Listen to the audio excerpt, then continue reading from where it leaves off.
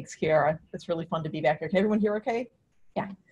I'm going to talk about 3 different lines of work, but I'm going to set it up with some basic background that probably most of you guys know. I always feel torn between not wanting to insult people's intelligence by telling them stuff they know and not wanting to presume they know about all this stuff. So we'll try to be quick with that part. But to start, I just want to sort of declare victory on behalf of our field. I think we've made huge progress in the last few decades. And to make that case, let me remind you approximately what we knew about the functional organization of the human brain circa 1990. Basically, not a whole hell of a lot. We knew from studies of patients with focal brain damage going back at this point hundreds of years, the very approximate location of brain regions engaged in language processing. If you had damage in the left hemisphere, you could somewhat selectively lose your language abilities. If you had damage in the bottom of the right hemisphere, you might lose face recognition. And if you had damage up here, you might have problems visually attending to stuff. But that was kind of it. And importantly, that sort of could have been it. That is, back in 1990, I still remember, it wasn't at all obvious that there would be a whole lot more functional organization to be discovered in the brain. And then functional MRI came along. And here's where we are now, my very idiosyncratic personal view of some of my favorite bits of the brain. What I mean this to show is just that there are now dozens of regions of the cortex for which we have a pretty good idea of what goes on in that region. And each of those is present in pretty much the same place in every normal person with some variation. Now, of course, this is extremely schematic. We don't have neat little colored ovals in the brain. So just to elaborate slightly on what I mean by this, here is one of my favorite lab techs at the bottom of his brain in an inflated view of the 2 hemispheres looking up like this. How is that? Okay. So, well, it's going off the edge, but it doesn't really matter. As I'm sure you guys know, the gray bits show you the inflated cortical surface, with the dark parts being the things that were up inside a sulcus before the brain was mathematically inflated. And the color bits show you functional activations. So for example, that blue patch in there is the patch Kiara was talking about that responds selectively to faces, by which I mean if you measure the magnitude of the bold response, it's increased compared to, say, a fixation baseline. You get something like that when people look at faces, like that when they look at bodies, and those other bars are when they look at other categories of visual stimuli. So saying that region responds selectively to faces doesn't mean exclusively. It does turn on to lots of other things. It just turns on a bunch more to faces and other things. Right next door is another patch of the brain that we named the fusiform face area, because, I'm sorry, the parahippocampal place area, because it's in parahippocampal cortex and responds a whole bunch more to scenes than other things. Out in the left hemisphere is a particularly interesting little patch there. It's kind of like the FFA, but in the left hemisphere. And it responds a whole bunch more to visually presented words and letter strings. It's not a language region. It doesn't care if that's a word you know, or even if it's pronounceable. It just cares if it's an orthography you know. And that region is particularly interesting because it's one of the only patches of brain where we really know that the selectivity of that little patch of brain is wired up by that person's experience. Because people have only been reading for a few thousand years, it can't be innately specified that we have selectivity for visually presented words. And furthermore, the response in that region is selective for the orthographies that subject knows. So if you read both English and Hebrew, it will respond to both English and Hebrew words or non-words. And if you read just English, it will respond only to English words. Okay. And moving out onto the lateral surface, there's some other good stuff here. Those purple bits respond more to images of bodies and body parts, feet, arms, legs, nothing interesting, we don't go there, compared to everything else. Now, when we got, oh yeah, and I forgot, it's not just vision. Out here on the left, where is that? It's kind of the bottom part of the spherotemporal gyrus. There's a patch of cortex that responds a lot to the sounds of speech. So this is native speech and foreign speech. This is not a language region. It's a speech perception region. It's interested in phonemes, not meaning. It doesn't care if the stuff it's listening to is understandable or not, but it cares if it's speech sounds versus other sounds. So all of those things are different aspects of high-level perception, raising the question of whether we only have this kind of selective machinery in the brain for different aspects of perception, or whether it's a more general property of the cortex. I was really psyched when, now at least 8 years ago, Ed Fedorenko started working with me. She knew a lot about language. I didn't. I said, let's answer this kind of age-old question about whether language regions of the brain are really selectively engaged in language per se, or whether they do all this other stuff. And so what Ev did was first devise a localizer scan, which is just a short scan you can run to find candidate regions in a given subject. In this case, they're reading sentences versus reading non-word strings. And you get those red bits out here in the lateral left hemisphere. Nothing new about that. As I showed you before, those had been known for a couple hundred years. But what's nice about this is that now we can study them systematically in each subject. And so Ev asked this question of how selective those regions are for language.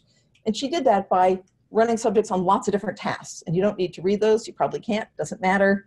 What we did was to just run as many of the kinds of cognitive tasks as we could that people had argued previously overlap with language in the brain, like arithmetic, music, cognitive control, whatever that is. We ran 3 of the classic cognitive control tasks, and working memory tasks, and a bunch of other things.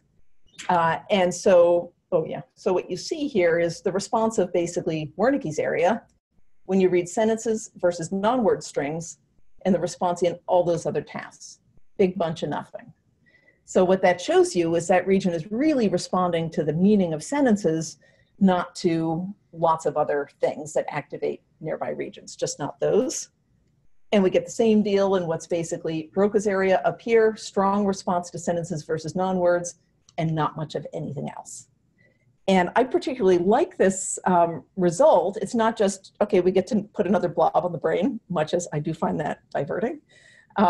It's a particularly interesting blob on the brain, I think, because it answers this question that probably every person here wondered at some point when they were a kid. What is the relationship between language and thought? Like, can I think without language? Are they the same thing? What is up with that, right? A really basic question. And I think this tells us that language and thought are not the same thing. The parts of the brain that turn on, that are active right now when you understand the meaning of the sentences that I'm saying, are really different than the parts of the brain you use for lots of other aspects of cognition.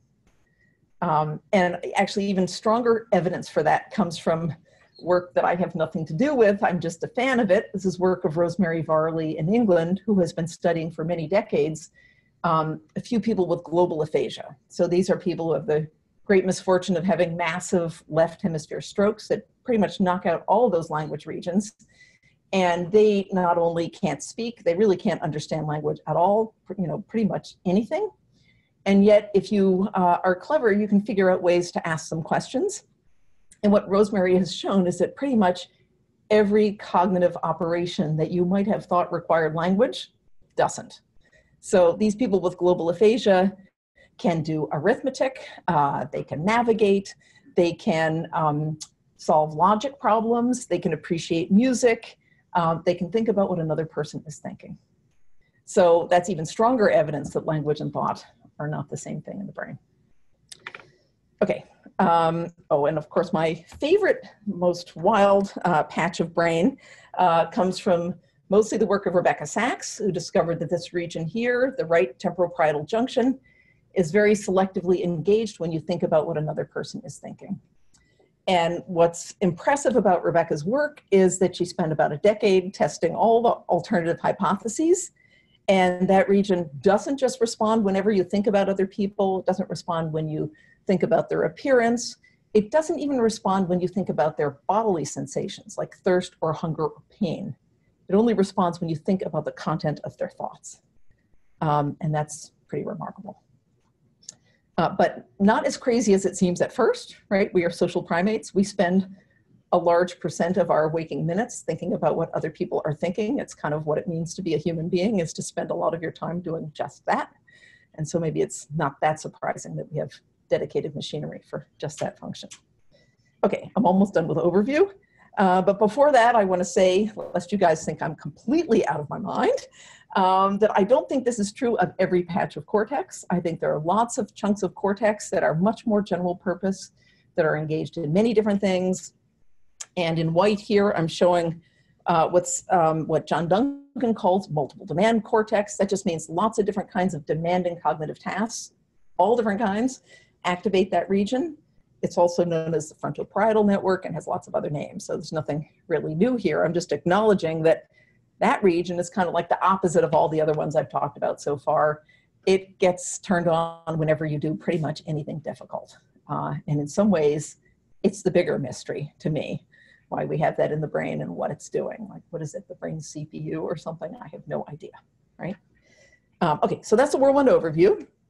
And so main point is, I think this is real progress. These things are worth knowing, that we all share the set of functionally distinct regions. That includes some regions that are selectively involved in uniquely human functions, like language and speech perception. And I didn't mention it, but we've been working, me and Josh McDermott and Sam Norman-Higner have identified a little patch roughly there, where you get very selective responses to music, crazy but true, also uniquely human.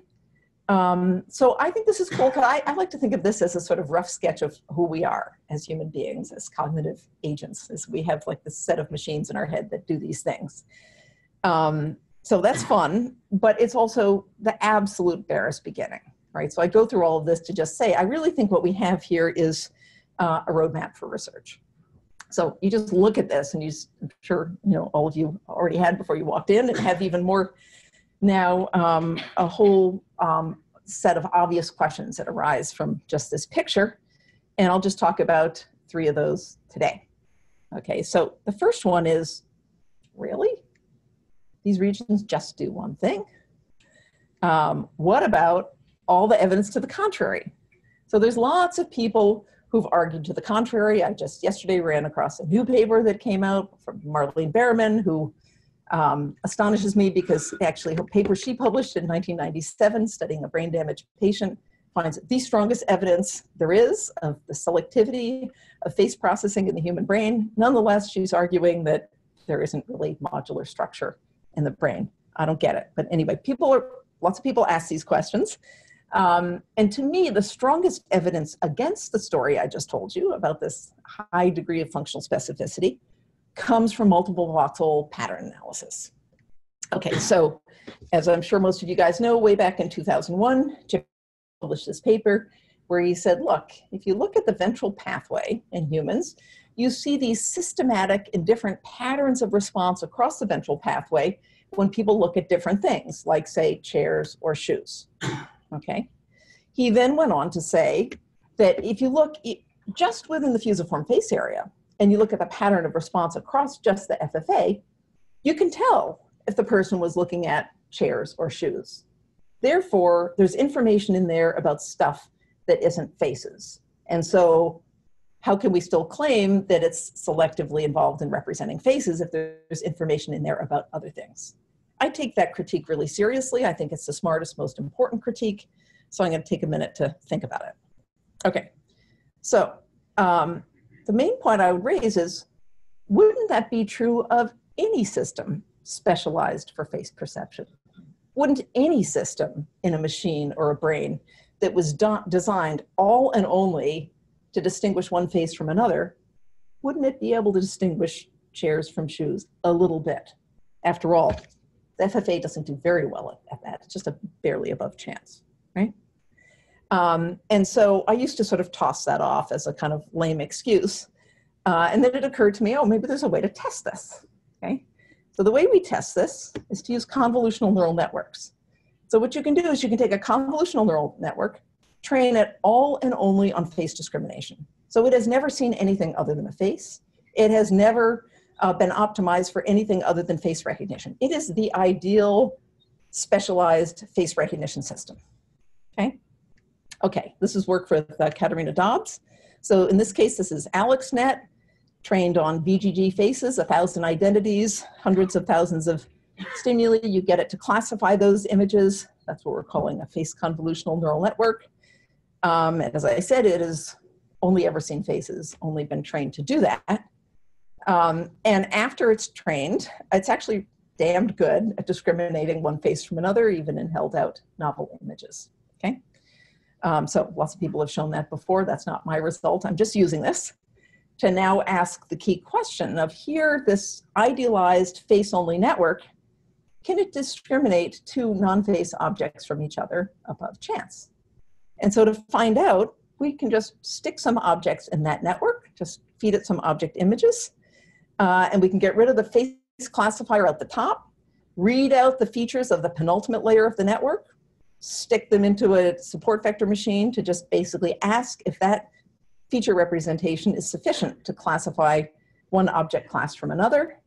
And unsurprisingly, perhaps, yeah, you're well above chance discriminating different non-face objects from each other in this face-only network, okay? You're not great at it, but you're above chance, right? Or the network is above chance. So I think what that means is that the fact that a little patch of brain performs above chance at discriminating objects from each other doesn't mean that that patch of brain isn't optimized all and only for face recognition, because here we see it in this idealized case. Okay, okay, same for the FFA. But of course, this is a kind of in principle, ass backwards kind of argument. And really what we want to know is that information that lives inside the FFA that discriminates one object from another, one non-face object from another non-face object, is it kind of epiphenomenal like this, just sitting there for, you know, as a byproduct of something else? Or is it used by the system? That's the real question. So for that, we need a causal test. And so I will indulge myself in presenting a little bit of old data a few of you may have seen before because it's just so cool. I got a phone call a few years ago from a collaborator who works with neurosurgeons, and they told me that this guy who lived in Japan was about to undergo neurosurgery, and the neurosurgeons had placed electrodes all over the bottom of his brain like that, and they were going to be both recording and stimulating in those electrodes. Did I want to collaborate? Oh yes, of course I wanted to collaborate. So we sent them some images, and just for comparison, here's the bottom of my brain. My face areas in red, place areas in green, mostly up in the collateral sulcus. Anyway, you can see those electrodes are going over what's likely to be some good stuff in this guy's brain. And so we sent them some images, and they sent us back responses. And so each little graph is a time course of the gamma power at one electrode over 2 seconds, stimulus onset here. So this electrode here, which seems to have lost its arrow. Okay, it's right, that, you know, one of those right there. Here's in red is its response to faces, and all those other lines are the responses to images of bodies, digits, 2 different kinds of Japanese characters, line drawings of objects, photographs of objects, etc. So if you were underwhelmed by my bar charts at the beginning showing, you know, faces here and objects here, I think that's because bold, wonderful as it is, blurs a lot of things. And if you have the real deal, oh my God, are those responses selective, right? So that's just kind of fun. It doesn't really address the question I started with.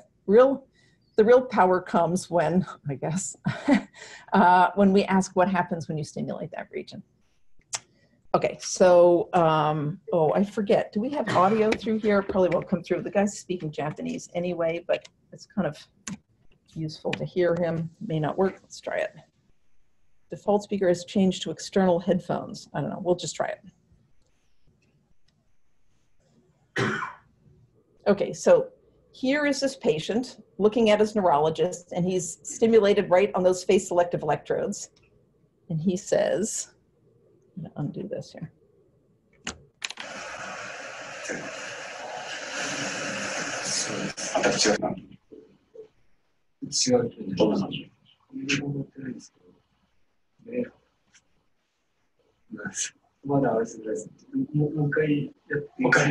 He's a perfect subject, this guy. Remember, he doesn't know where the electrodes are. He doesn't know there's a face area. He's just asked to say what happens when he's stimulated, which you can see down here.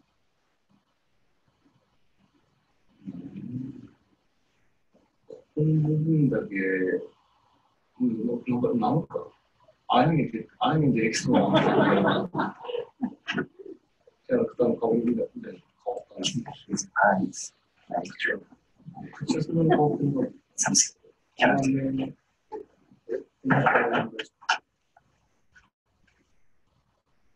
So that shows that that region is causally involved in face perception. But the real question I started with is it causally involved in perception of anything else? So what happens when he looks at a box? No change. 最初の1秒ぐらい、始まって1秒ぐらいがなんか、横になんか目、口って感じでちょっと一瞬見えたんですけど、これなんかなと思ってたら、気がついたらもう、その箱にしか見えない。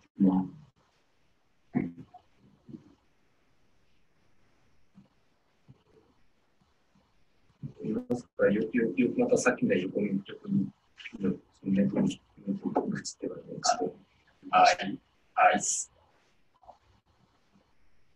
This is a kanji character for shortened.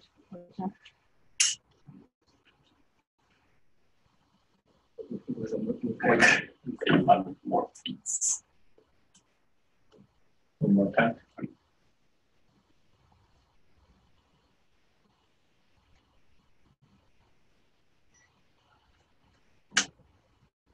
やっぱり顔に目、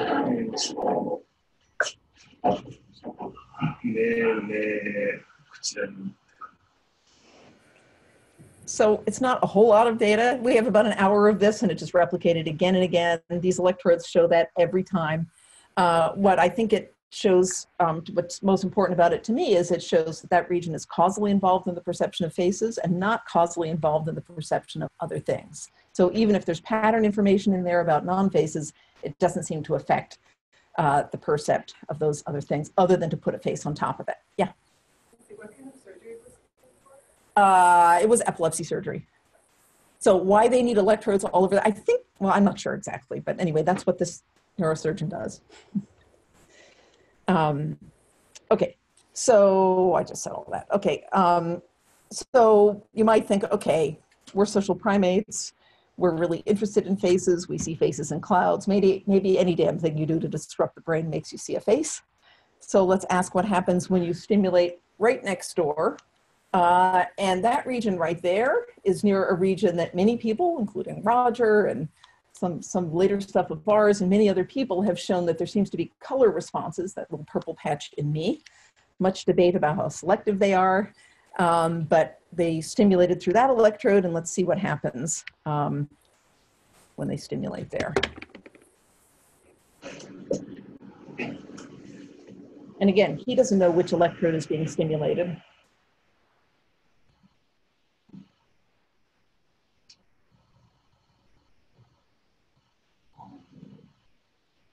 How come one of them did that?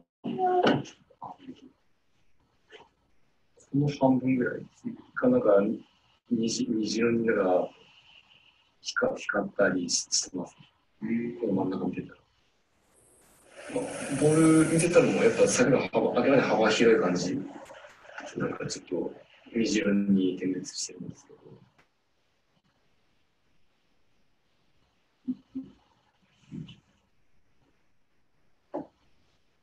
先生の鼻あたりに目線見てたら、やっぱこちらの顔半分ですけど、まあ同じような感じで半分が変わる。He doesn't know why it's the left side where the rainbow is, but we do. So the point is, no, it's not that you just, see faces whenever you disrupt the brain. Rather, these effects are quite specific and focal and causal. And I think these kind of data suggests, like, yes, really, at least some patches of the brain really do just one thing. At least the FFA and maybe some others. Okay, and so I think that means that even when you have non-preferred information there, as Haxby showed, that it's probably not playing a causal role in perception, and it's an expected byproduct of even an idealized face processor. Okay, second question, very different question that I won't answer, but I'll dance around a bit. And that is, I find it really hard to look at a picture like this, no matter how schematic, without wondering how you wire that thing up in development, right? How do we get this really intricate, precise, very particular structure that's so similar from one person to the next? How does that get wired up? So the first version of that question is when, like how early can you see that organization? And there were a whole bunch of studies spanning 15, 20 years that scanned kids age 4 and up, which is very difficult and heroic, and found some of those kinds of patterns in 4-year-olds, but that's too late. We want to know much earlier. Rebecca Sachs spent about 5 years at this, aided by coils made by Larry and by Boris Kyle and others. And Rebecca, after much suffering and effort, and actually heroic efforts, including producing her own subject, figured out this little Arthur here, who was scanned many, probably I think dozens of times in his first year of life. He's a champ. They figured out how to get decent data out of awake infants. And it's quite remarkable. Here, for example is one 6-month-old with a contrast of faces versus scenes. And just for comparison, here's an adult on the same contrast, and you can see a recognizably similar spatial layout of those selectivities present already by 6 months. So that's pretty cool. It doesn't tell us that the selectivities are the same. They don't look to be exactly the same, although there's a new coil that Boris made, and we have some new data that I'm not allowed to talk about yet, and we're not totally sure of, but it may be even more selective than it looked in the first round. In any case, a lot of the structure is there by 6 months, a lot of the spatial layout, the kind of cortical land grab. But really what we want to know is how does it develop, not just when. And so I'm going to tell you in a little bit of length that the work of my postdoc Ratan Murthy, working with Santani Teng and Ode Oliva and others. And so what Ratan did was to ask 2 questions. One, how does the selectivity for faces arise in development? Where the kind of standard common sense hypothesis, kind of anybody thinking about this would say this is the hypothesis to be, is that we have a lot of experience with faces, especially early on in development. In the first weeks and months of life, infants are looking at faces a lot of their waking hours. There's plenty of training signal. It would be dumb not to use it. And almost certainly that experience, that visual experience with faces seems really likely to play a major role. Indeed, a recent paper from Marge Livingstone's lab raised baby monkeys without ever letting them see faces and found that they did not develop the face selective regions that you see in normal adult monkeys. And they concluded seeing faces is necessary for face domain formation. Okay, so that seems like a really strong idea. However, around the same time that this paper came out, another paper came out with almost the exact opposite title. Development of visual category selectivity in ventral visual cortex does not require visual experience. Okay, so this is a paper from Hans Optebeck's lab based on scanning congenitally blind human subjects while they listen to sounds from different categories. Okay, and they claimed to find kind of sort of some face preferences for face-related sounds. It's a pretty weird experiment. These congenitally blind subjects are lying in the scanner hearing stuff like chewing and sneezing and kissing, not language sounds, versus knuckle cracking and footsteps for body sounds versus traffic and waves and wind and stuff for the scene sounds. Okay, so that's one. That raises some question about this conclusion. Second question, why does it arise in that particular location, so systematically on the lateral side of the fusiform gyrus? And here there's a bunch of hypotheses that have been around for a while. One very sensible one is that we foveate faces. That's just what we do, and infants do that too. There's a face lands on your retina, you park your fovea on it to get really good information about that face. And it's separately known that there's a lot of input from foveal retinotopic cortex back here, preferentially going to that general region of the fusiform gyrus. So it seems a sensible idea to say you have this pipeline of very, very rich with face input landing in that patch of cortex, and maybe that's enough for experience to take it the rest of the way. A final idea that Roger and others have written about is that there is a kind of preference for curvy things in that region that you can see in adults.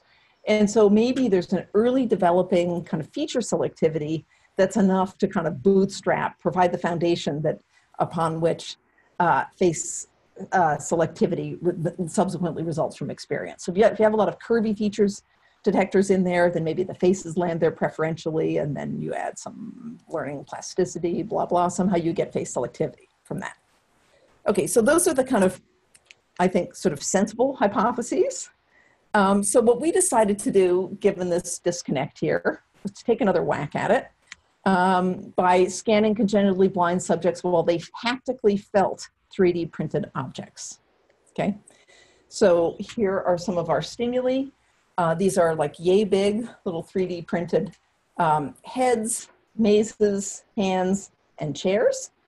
And our apparatus is very high tech. I think it costs 99 cents. It's a disc of cardboard stuck on a plastic CD holder with a postdoc situated outside the scanner, rotating the cardboard every 6 seconds so that the subject can lie there with their hands in one place and feel each object for a while before the disc is rotated and they feel the next object. Okay, everybody get the design here? So then we can contrast haptic exploration of faces versus mazes and hands and other things. Okay. Okay, we also ran control-sighted subjects looking at pretty much these stimuli here. Okay, so what do we see? Let's start with the sighted subjects looking at those same stimuli. And you see the usual stuff. So this is the bottom surface of the brain showing you big chunks of face selective cortex and lateral fusiform gyrus in 2 different subjects here. And if you do a random effects group analysis, you often don't see face selectivity because there's enough individual variability in the exact location from one subject to the next. So this is actually like a histogram of at each point how many subjects show that selectivity. And what you see is it's systematically in that location for sighted subjects looking at the stimuli.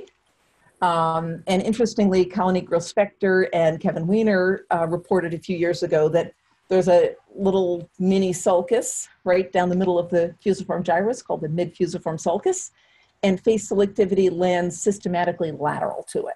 Okay, so it's a nice anatomical landmark there. Okay, what do we see with the blind subjects?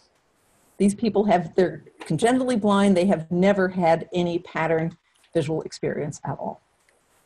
Well, here are 2 of them in a contrast of feeling faces versus feeling mazes and hands and chairs. And you see similar face selective responses in the fusiform gyrus. Now, we see this selective response individually in most, but not all of the congenitally blind subjects. Here is the overlap map, and you can see the location tends to be pretty similar to the visual face selectivity in sighted subjects, lateral to the mid-fusiform sulcus. If we look at the magnitude of response, define those regions in some data, look at magnitude of response in held out data, here's the visual face selectivity in sighted subjects, here's the tactile face selectivity in the congenitally blind subjects. This is a conservative analysis because what we do is we take an anatomical mask and then you take the top end voxels in that anatomical mask for the FFA, whether they reach significance or not. So every one of our 15 subjects is in here, even if they were the subjects who didn't show significant responses, and even so, we get significant selectivity in the group. Notably, however, the absolute magnitude of response is very different. 1% signal change for the sighted subjects and 0.4 for the congenitally blind subjects. So that spatial location and the response profiles are very similar, but the magnitude is much less. Yeah? In the activity center is now in gyrus while in the normal, in congenital subjects it's in sulcus, while in the normal subjects it's in gyrus. So it's actually shifted more toward the more lateral areas. That's actually body selective area. It's not body selective. Look, we have hands right there. right? But I mean, in normal, Yeah. that area is, you know, more It's hard. rather than. It's hard to tell because of the anatomical variability you get anyway within just sighted subjects and also within blind subjects. But there's no evidence of any shift. So for example, when we do group analyses with both the sighted and blind, and we look for an interaction of face selectivity by group, we see nothing. So all of the different ways, we've tried multiple ways to ask whether that activation is, you know, any different in location. And I don't think we have a vast amount of power. Like if it was shifted over a few millimeters, we wouldn't know that. But it's not shifted over by a centimeter. Okay, so what this says, yeah. Actually, one very interesting question I thought about that. The congenital blind subject, the brain anatomy actually looks somewhat different. We compare just anatomically the sulcus, divi, and all that from the sighted subject. Not that we noticed, but we weren't really looking at that. I'm sure there are other people who know more about that than I do. I mean, we did try years ago. There were these reports that, how did this go? There were reports that V1 is thinner in blind subjects and sighted subjects. There's several published papers that had shown that. And we had some blind subject data years ago when we looked at that, and we did not see that at all, and nobody would let us publish it. So I don't know. You know, we didn't have, you know, they didn't have very many subjects. We didn't have very many subjects. I'm not totally confident, but that was just one analysis. There could be others that are different. I mean, certainly the connectivity studies with both tractography and resting functional correlations show very kind of systematically different patterns in adult congenitally blind subjects. So there can be some differences. Okay. So all that to say, apparently you don't have to see faces to develop face selectivity in your lateral fusiform gyrus. Now that argues against this common sense hypothesis here. Now, does that mean that face selectivity is innate? No, it doesn't. Not necessarily, because blind people have tactile experience. And they don't have lots of tactile experience with faces. One of the first things I did when we were designing this experiment is to Google, do blind people feel each other's faces? And you find all of these websites where blind people are writing stuff like, how come sighted people are always asking if we want to feel their face? That's disgusting. You know? So, you know, it's just not a thing, right? So it's not that they have, you know, they're not experts at tactile face perception.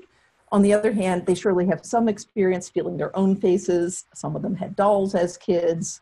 My friends who are moms tell me their kids have their hands in their faces all the time. So there's certainly some.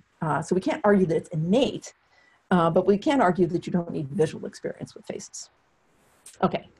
And certainly you don't need perceptual expertise for anybody who still thinks that's a debate. I don't know why people think that's a debate, but some people do.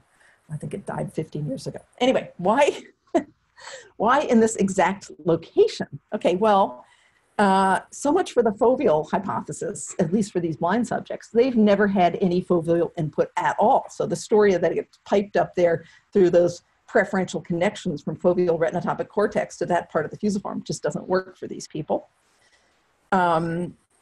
What about this idea that there's a curvature bias? Well, maybe there is, like maybe with touch, you can also have a curvature bias.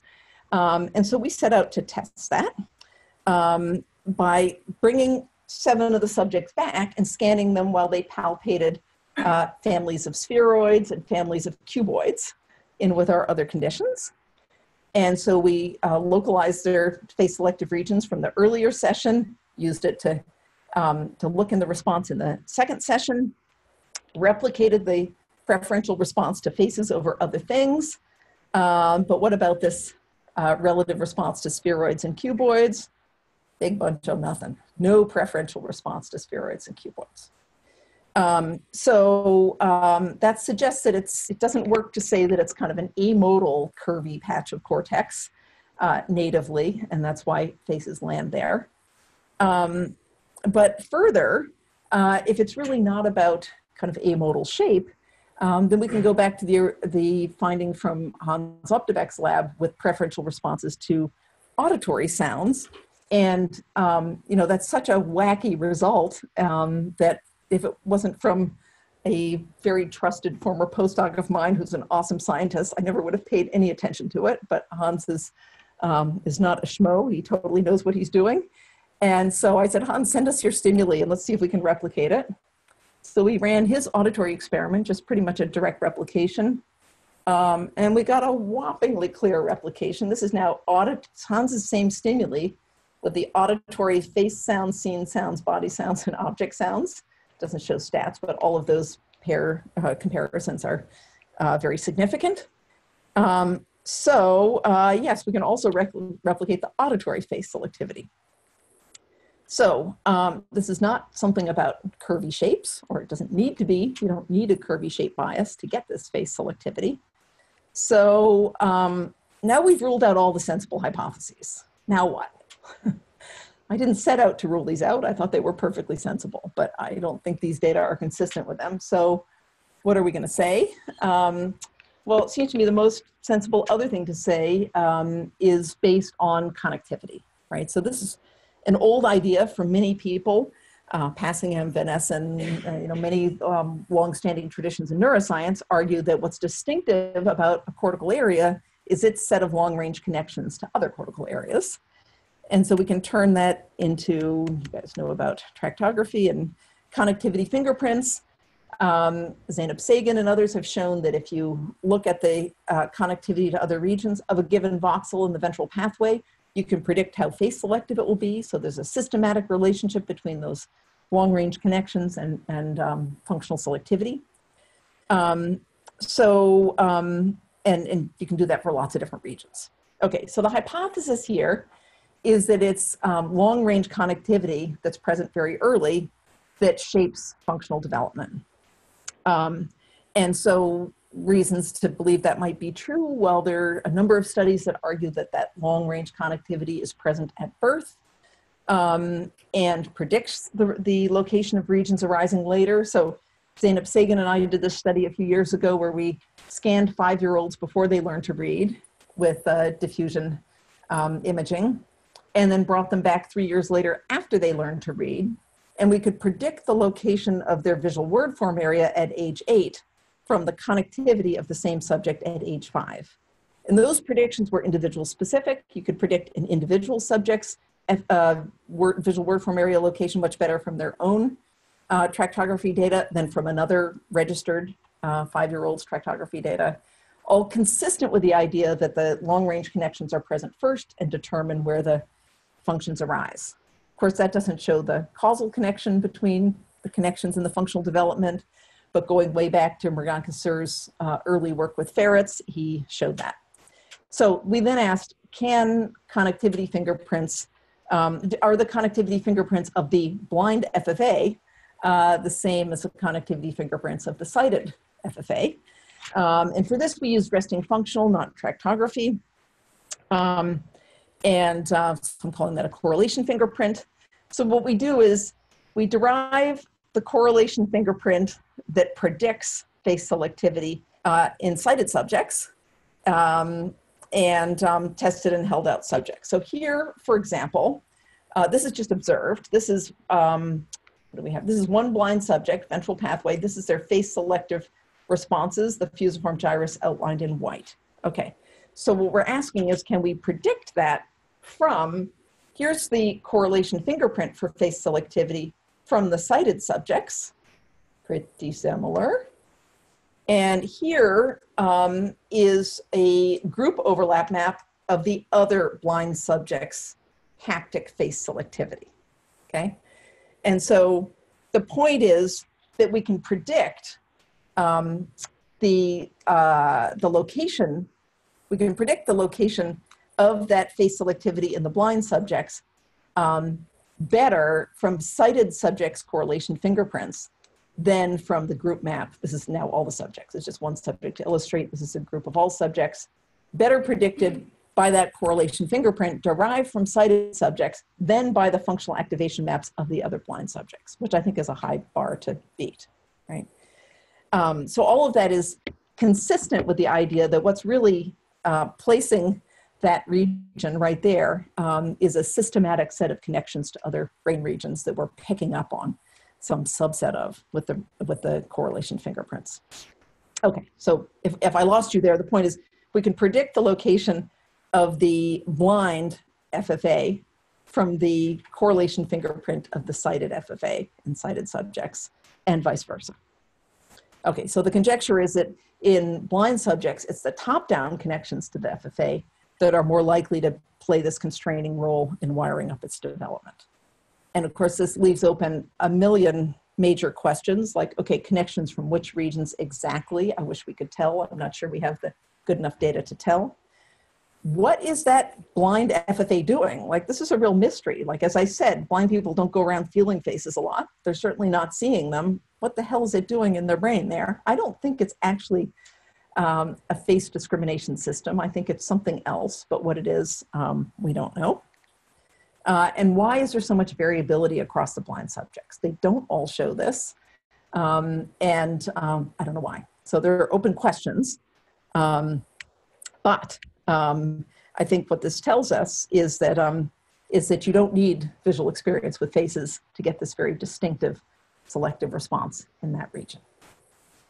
Okay, I don't see a clock and I'm worried I'm going over, and it's a whole third part. Do I have time for a third part, or if I've just blown this by going on too long? I don't know. What? Okay. I won't be insulted if people have to leave, but I actually really love this stuff. I've been ending every talk for about 20 years saying, okay, we got all this systematic functional organization with all these selective bits of cortex. Why is that a good way to design a brain? Why should we have selective patches of cortex in the first place? And why should we have the specific ones we do? And I used to just end talks with that question because I had, no idea how to answer it and no certainty that anyone would ever know how to answer it. But we've been doing this stuff recently that I think might be an angle into approaching that question. So I want to tell you about it. Okay, so why from a computational point of view does modular design make sense? And why do we have the particular selectivities in the cortex we do? This is work of Katerina Dobbs, working also with Alex Kell. Okay, and of course we started with the case of face recognition. So the idea was to use convolutional neural networks to ask this question. So the hypothesis we're considering is that the ideal feature spaces for face and object recognition are just so different from each other that it doesn't make computational sense to have one system try to do both, okay? So recall the data I showed you before, where I was making the point that even a specialized face system that's been trained only on faces is above chance on object recognition. That's true, but it's also true that it sucks at object recognition, right? It's really bad at object recognition. And so what about the converse? What if we had AlexNet or another one of these convolutional neural networks that's trained on ImageNet or a large object recognition database? How would it do on face recognition? Well, so we take AlexNet here, we train it on a subset of ImageNet. We've taken out all the animals and anything that might have a face in there, although there's still a few faces. They're not trained categories, they're just in the images. So this is an object classifier. And then we feed it faces.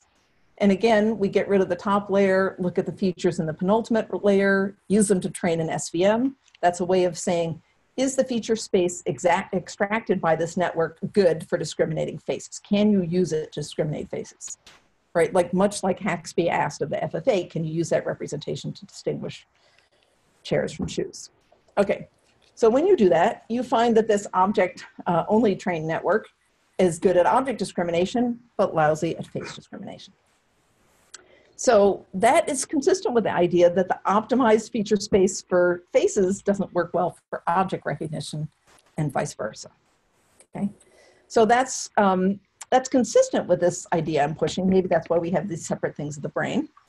But it's not the strongest test yet, because we didn't actually try to find a common feature space for both. So next what we did is ask, can we find a common feature space that works well for both face recognition and object recognition if we train one network on both tasks? Okay, so to do that, we take all of these categories at the top end and concatenate them at the top end. And so we have this fully shared dual task network, which we train up in alternating batches of faces and objects and faces and objects. In all cases, we train these networks until they reach plateau performance. And then we can ask, how accurate are these networks at recognizing faces for objects? Okay. So here's what you see in these face-only and object-only networks. Face-only network is good at faces.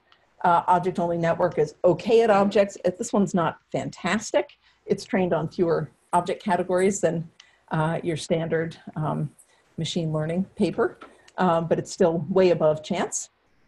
But the key question now is, compared to these one domain trained networks, how does the fully shared network perform? And the answer is badly. Okay, so what this shows is there's a cost of sharing. If you try to get the same network to do both face recognition and object recognition, it doesn't do as well at those two tasks as if you allow it to dedicate the whole network to just one or just the other. Okay, so that supports the hypothesis that I'm pushing here, that the reason we have selective machinery in the brain for face recognition is that the ideal feature space for faces is just different. It's just a different task. Fundamentally, the computational nature of the task is just different than the task of object recognition. So you can't use the same feature space for both without incurring a cost. Okay, so there's a million further things to do from here. One of the things to do is show that this is not always the case. Maybe anytime you take a network and try to get it to do more categories, performance drops. That's not the case. We've trained networks on objects and food with similar numbers of images, and there you don't see anything like the sharing costs that you see for objects and faces. What about bigger networks? We're looking at that too. To foreshadow that, I don't have slides on this, but if you take VGG, which is a much bigger network, and you try the same experiment, what you find is that actually at first you don't get a sharing cost. And we're like, oh crap, so much for our hypothesis. There's a lot of networks in the brain, it's a big network, it should do fine.